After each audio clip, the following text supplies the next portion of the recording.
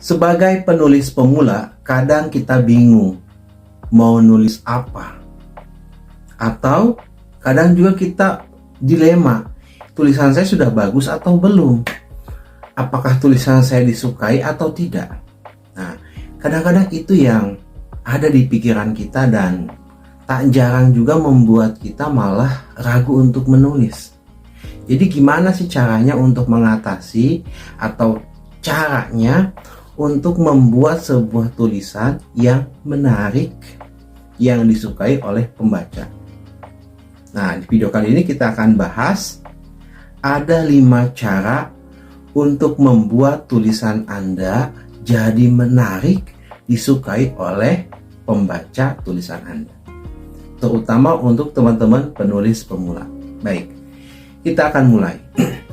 Yang pertama, teman-teman semua, tulisan yang menarik itu menariknya buat siapa?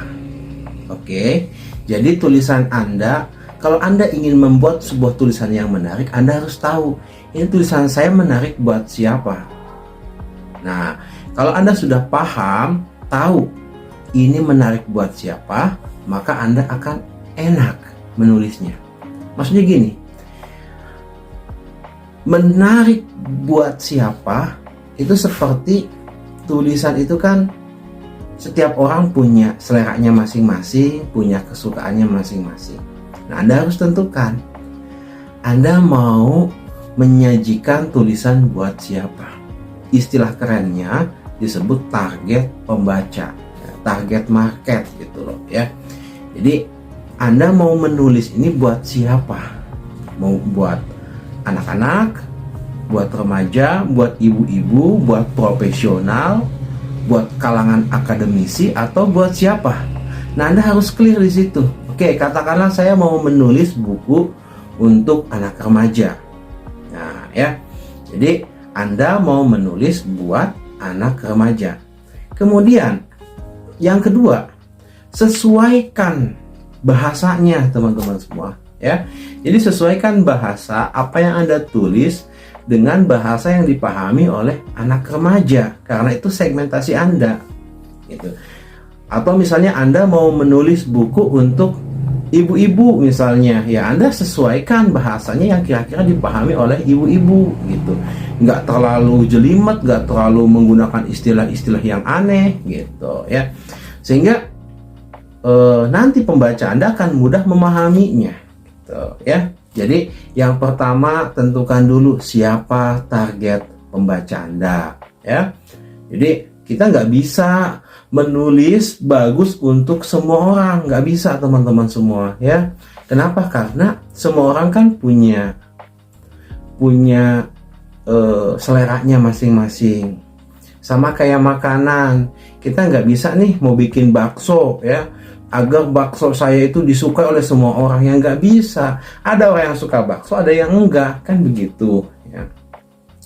Oke, dari situ clear ya. Kemudian nanti disesuaikan bahasanya ya, disesuaikan bahasanya dengan target pembaca gitu. Kemudian teman-teman semua, poin ketiga, isinya, isi tulisan Anda harus disesuaikan dengan kebutuhan, kesukaan dari target market Anda, target pembaca Anda. Ya, jadi Anda coba pikirkan, misalnya Anda mau nulis buku untuk ibu-ibu, untuk guru, untuk anak muda, kira-kira apa yang mereka butuhkan? Apa hal yang bermanfaat untuk mereka? Bisa untuk ibu-ibu misalnya bagaimana melatih anak ya kan, bagaimana membina anak dengan baik, bagaimana mengatur waktu ya kan, kemudian tips memasak gitu. Itu banyak teman-teman semua. Atau misalnya untuk para guru, bagaimana agar guru itu dicintai oleh murid, cara mengajar yang menyenangkan. Kalau novelnya ya hal-hal yang berkenaan tentang ibu-ibu, misalnya perjuangan seorang istri, perjuangan seorang ibu membesarkan anaknya gitu loh ya. Yang begitu itu pasti disukai gitu loh, dan kontennya pas gitu. Nah, itu kan dimulai dari Anda menentukan ini tulisan Anda menarik buat siapa. Paham ya? Jadi yang pertama saya ulangi lagi, tentukan siapa pembacanya. Yang kedua, gunakan bahasa yang sesuai dengan target pembaca Anda. Yang ketiga, isi tulisannya. Apa yang disukai, apa yang dibutuhkan, dan apa yang membuat mereka penasaran. Gitu, ya. Oke. Yang keempat, teman-teman semua, adalah tampilan. Tampilan tulisan Anda. Kalau Anda tampilan buku ya. Nah, ini juga mempengaruhi. Kalau Anda misalnya membuat buku untuk perempuan, maka gunakan warna-warna yang disukai oleh perempuan gitu. Begitu juga dengan remaja. Begitu juga dengan misalnya Anda ingin menulis tentang yang akademisi, ya jangan alay misalnya, ya kan, harus formal, harus terlihat intelektualnya gitu. Dari kemasan cover Anda, pilihan warna cover, kemudian